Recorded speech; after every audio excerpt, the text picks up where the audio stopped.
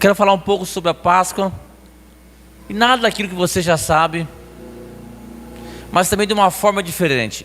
Eu não gosto de seguir assim, Páscoa, pregar Páscoa, como começou, e os 3 dias, vocês estão cansados de saber disso.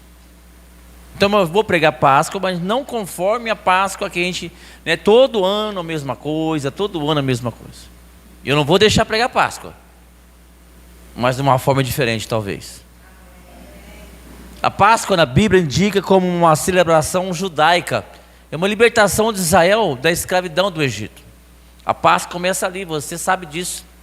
Lá no Egito, ali no escravo, o povo ficou escravo lá, escravizado 410, 420 anos, escravo do Egito, escravo de Faraó.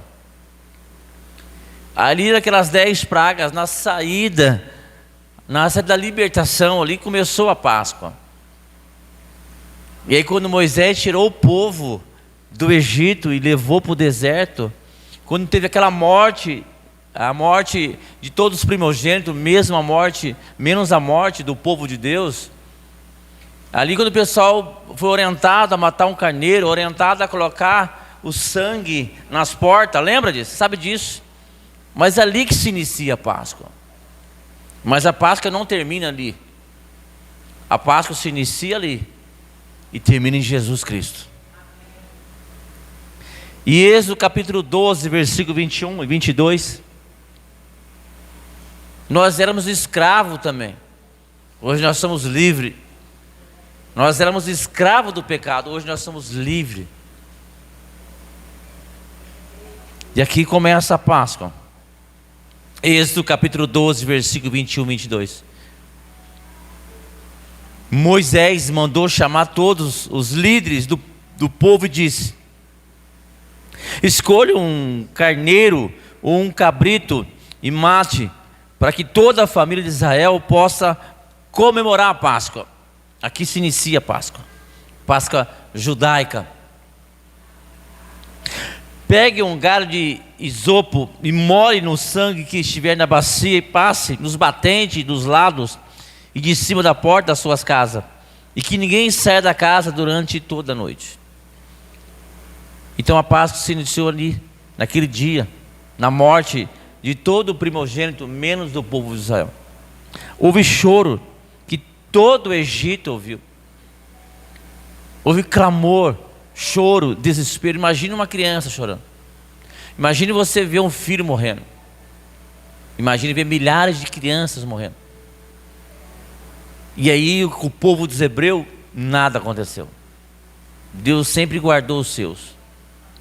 Mas que para que Deus venha guardar os seus têm que fazer algo. Tem que ter o sacrifício. Tem que ter o selo do Espírito Santo. Tem que ter o sangue no braço. Tem que ter Jesus. Tem que ter arrependimento. Deus não dá, mas também temos que nos doar também. E aí a morte não aconteceu naquela noite, na vida do povo de Israel, porque eles obedeceram. E era novidade para eles. Para mim hoje não é novidade, para você não é novidade, mas para eles é novidade. Pegar um carneiro, matar, pegar o sangue, colocar na porta. Nunca fizeram isso. Então tem que ter obediência. Tem que crer. A obediência de Gênesis e Apocalipse, sempre Deus teve sucesso. A desobediência de Gênesis e Apocalipse sempre teve escravidão. E todo o povo de Israel começou a comemorar a Páscoa e tornou-se algo perpétuo. Eles só não comemoraram a Páscoa quando estiveram ali no deserto, 40 anos no deserto. Eles não comemoraram a Páscoa. Mas quando eles pisaram na terra prometida, a primeira coisa que eles fizeram, começou a comemorar a Páscoa. Quando cessou o maná, eles começaram, a primeira coisa, volte a comemorar a Páscoa. E Êxodo capítulo 12, versículo 14. Comemora esse dia como festa religiosa, para lembrar que eu, o Senhor, fiz isso. Vocês e os seus descendentes devem comemorar a festa da Páscoa perpetuamente. Isso é uma ordenança lá do Antigo Testamento. Que a Páscoa significa passar por cima, libertação. E aí vem o Novo Testamento. O Novo Testamento não veio para mudar, ele veio para completar. E veio o Novo Testamento e não veio para destruir, ele veio para encher. Nós precisávamos toda vez de um animal, de um pombinho, de um cordeiro, de um carneiro, e até o sacerdote, ir lá no tabernáculo, ano e ano. Graças a Deus a gente não precisa mais disso. E aí veio Jesus e morreu no nosso lugar. Jesus é o verdadeiro Pascual. E aí muda a Páscoa.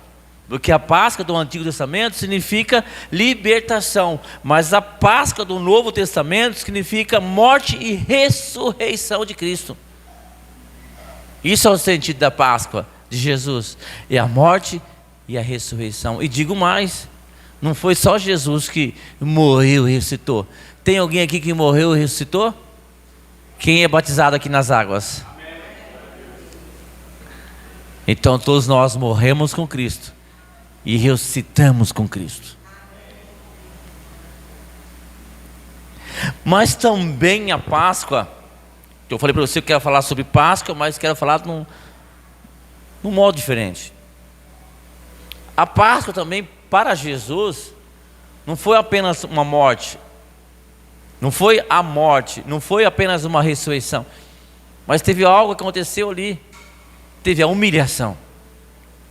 Então quando nós lembramos de Páscoa, nós não só lembramos da ressurreição, nós não só lembramos também da morte, mas também lembramos da morte, daquela rua dolorosa, daquela humilhação que Jesus passou. Ele foi cuspido, foi colocado nele uma coroa de espinho, acabaram com ele, foi zoado ele, em vez da água deram vinagre para ele. Olha só, Mateus capítulo 27, versículo 15. Talvez a humilhação que ele passou aqui. Você já foi humilhado uma vez? Você já se sentiu injustiçado uma vez?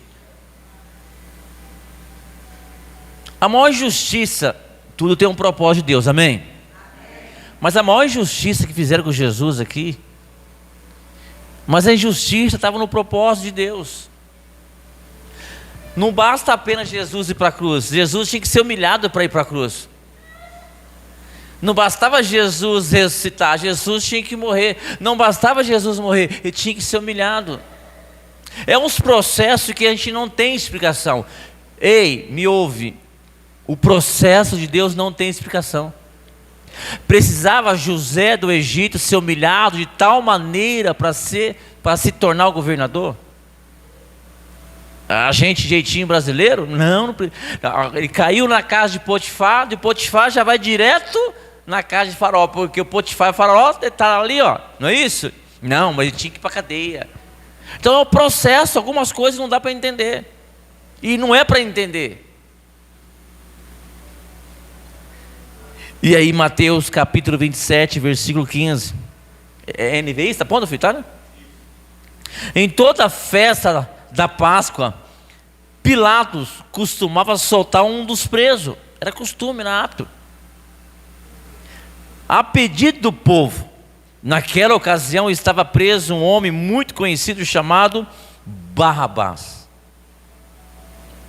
Você conhece algum filho aí, uma criança, um cachorro escrito o nome de Barrabás, não? Você conhece alguém conhecido aí, Judas? Versículo 17. Então, quando a multidão se reuniu, Pilatos perguntou: quem é que vocês querem que eu solte? Barrabás ou Jesus, chamado Messias? E você conhece o resultado? Lá no versículo 26. Então Pilatos soltou Barrabás como ele havia pedido, e depois mandou chicotear Jesus e entregou para ser crucificado. Então ele foi humilhado, ele foi injustado, ele foi trocado por Barrabás. Agora vamos tentar trabalhar aqui, vamos tentar trazer para o dia de hoje. Trocaram Jesus, o Salvador, o Messias, para um bandido, pior bandido que tinha naquela época. Vamos trazer para o dia de hoje. Como nós podemos aplicar então? Tem pessoas que estão trocando Jesus por porcarias. Tem pessoas que estão trocando Jesus pela carnalidade. Tem Jesus que está trocando Jesus por qualquer coisa, meu irmão. Não é assim, não? Quem troca Jesus por Barrabás é capaz de fazer qualquer coisa. No dia de hoje não é assim? Troca Jesus, troca culto por outras coisas. Troca adoração para o mundo. Troca a santidade por pecado. E às vezes nós ficamos injuriados com Barrabás, mas às vezes nós não somos diferentes daquele povo que escolheu Barrabás. Concorda comigo ou não? Às vezes nós ficamos injuriados com o povo que foi vendido ali. Foi jogado algumas moedas, foi doado algumas moedas. Os líderes, os sacerdotes deram moeda para os homens falar: Barrabás, crucifica Jesus. Se venderam aqueles homens. E muitas vezes o cristianismo está sendo vendido. E muitas vezes está trocando Jesus por Barrabás. Muitas vezes muitos crentes estão trocando Jesus por Barrabás. É duro, mas é real. Não é? Concorda comigo no dia de hoje, não? Porque às vezes nós ficamos injuriados com algumas coisas, mas a gente percebe que é tão perto da gente. Você troca Jesus por Barrabás? Jesus, ele não queria estar na crucificação. Porém, ele não teve escolha, porque é a vontade de Deus que prevalece, meu irmão. Jesus é um exemplo aqui. Ele não teve escolha. Quando nós nos tornamos cristãos, nós não temos opção de escolha. Presta atenção que eu vou falar para você mais uma vez. Quando você se torna cristão, você não tem opção de escolha. É Ele. E Mateus capítulo 26, versículo 38 e 39. Então lhe disse, é Jesus falando, no Getsemane: a minha alma está profundamente triste até a morte. Então o que significa isso? Que não havia uma possibilidade de ele se alegrar. Ele se alegrou na ressurreição, mas até a morte ele ficou triste. Fique aqui comigo, vigie um pouco comigo. Jesus pede ajuda para o Pedro, para o Tiago e para o João. E eles não ficaram. Eles dormiram. Quantas vezes você fez tudo para uma vida de uma pessoa, uma vida de uma família, e quando você mais precisou daquela família ou daquela pessoa, aquela pessoa não te ajudou? Já se sentiu injustiçado isso? Puxa vida, eu vou parar de ajudar os outros, eu ajudo todo mundo, e quando eu preciso de ajuda, ninguém me ajuda. Aconteceu com Jesus aqui. Versículo 39. Adiantou-se mais um pouco, prostou-se sobre o rosto e orando, dizendo: meu Pai, se é possível, que passe de mim esse cálice. Contudo, não seja como eu quero, mas como tu queres. Jesus no homem, eu não quero passar por isso, mas não faça a minha vontade. Meu irmão, quantas vezes você não queria estar no culto, mas você veio pelo Espírito Santo? Talvez hoje você não queria estar aqui no culto, mas você foi tocado pelo Espírito Santo e veio aqui hoje. Feriadão, 4 dias em casa, família, não sei o quê. Não é isso. Às vezes você não quer fazer as coisas. Irmão, eu não gosto de acordar de madrugada. Quem gosta de acordar de madrugada? E aí Deus, você vai acordar 3 horas da manhã, você vai orar para a igreja. E todo dia, 50 dias, 3 horas da manhã eu acordo e oro. O problema não é acordar para a madrugada, o problema é querer dormir de novo. Depois você não dorme mais. O acordar, você acorda fácil. O difícil é voltar a dormir, você não volta a dormir mais. Mas 3 horas da manhã eu estaria orando por cada um de vocês. Porque não é a minha vontade. A minha vontade é acordar 8 horas da manhã, 7h30, 8 horas. Mas eu tenho um compromisso com o Senhor. Não é a minha vontade, meu irmão. Qual é a sua vontade? A tua vontade não vale nada. A minha vontade não vale nada. A nossa vontade não vale nada. O que prevalece é a vontade de Deus. A Páscoa celebra a ressurreição de Jesus após 3 dias da sua crucificação. A Páscoa cristã representa a morte e a ressurreição de um justo para todos os injustos. Um justo morreu para todos os injustos. 1 Coríntios capítulo 15, versículo 3. Vocês estão entendendo, igreja?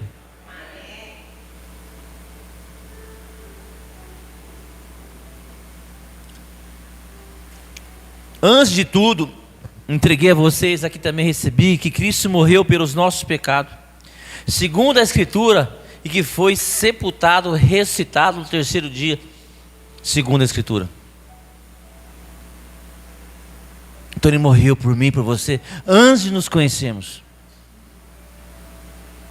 Gerações que ainda estão por vir, se vier, Jesus morreu por eles. Jesus morreu. Jesus pagou um preço muito alto por mim e por você. E muitas vezes nós não queremos pagar preço nenhum. E muitas vezes nós queremos só bênção, bênção e bênção. Ontem fui no acampamento, voltando ao primeiro amor. E aí, pregar a palavra, eu falei, voltando ao primeiro amor. Talvez a pergunta seria assim: o que me fez eu perder o primeiro amor? Foi a injustiça? Foi o trauma? Foi as decepções? Foi a traição? Foi a humilhação? Porque as pessoas saem da igreja por causa de homens. Concorda, igreja? Muitos ministérios se matam por causa de homens. Eu não quero cantar por causa daquela pessoa. Eu não quero pregar por causa daquela pessoa. E o que me trouxe aqui em Serrana, você sabe disso, são as decepções, a falta de pessoas querer trabalhar para o reino. Falta de pessoas que queiram trabalhar para o reino. Porque a igreja não é um só que trabalha, a igreja é todo mundo, é uma família que trabalha. E aí foi me desmotivando, e aqui me trouxe, aqui eu estou. Mas eu demorei 7 anos para sair de lá para vir para cá. Mas Jesus passou por tudo isso e não esfriou o primeiro amor. Ele foi decepcionado, ele foi traído, ele foi humilhado, as pessoas abandonaram ele. Vocês vêm aqui só por causa de pão, lembra que ele falou? Isso aqui é só pão e peixe, pode ir embora. Aí chega Pedro e fala assim: Jesus, Pedro, se você não quer, vai também. Porque a palavra é dura, meu irmão. Então Jesus também passou por todas essas decepções e ele não se esfriou, primeiro amor. E aí eu comentei, falei assim: eu tenho 26 anos de igreja, eu não sei o que é perder primeiro amor, eu não sei. Eu estou igual aquele que tinha 80 anos com um corpo de 40 lá, o Caleb. Lembra de Caleb? Estou com 80 anos, mas meu físico, minha capacidade, como eu tivesse. Eu nunca esfriei. Me decepcionei, né? Mas o amor pela igreja não perco. Não perco. Eu estou aqui desde as 4 horas da tarde, eu e a Gi. Das 4 horas da tarde estamos aqui. Se te olhar para homens, meu irmão, a gente vai decepcionar, a gente vai esfriar mesmo. Se você olhar para homem, você vai ficar desempregado, não vai torcer para time nenhum, não vai para a igreja, vai para lugar nenhum, não vai fazer nada. Nada na vida. E Jesus, como Cordeiro Pascual, morreu na cruz para nos libertar do pecado da morte. E Jesus é apresentado como o Cordeiro que tira o pecado do mundo. É Ele, meu irmão. E muitas vezes nós estamos deixando de lado Jesus Pascual, que tira o pecado do mundo, para nos enchermos de pecado. A Páscoa é uma vitória sobre Jesus, sobre o pecado, sobre a morte. A verdadeira Páscoa é lembrar do sacrifício de Jesus, celebrar a sua ressurreição. Hoje é um dia muito importante, muito especial. Tem muita coisa para falar aqui, mas Deus Ele quer algo para essa igreja essa noite. Eu não sei o que Jesus quer. Está cedo, mas Ele tem algo aqui nessa noite. Cristo nessa noite quer te libertar você da amargura, da escravidão, do pecado, da angústia, do sentimento de culpa. Porque Jesus Ele veio para te dar vida, para trazer vida, meu irmão.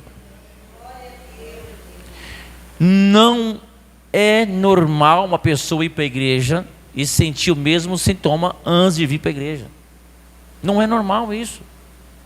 A pessoa que vir para a igreja, ele tem que se sentir feliz, no mesmo passando por dificuldade.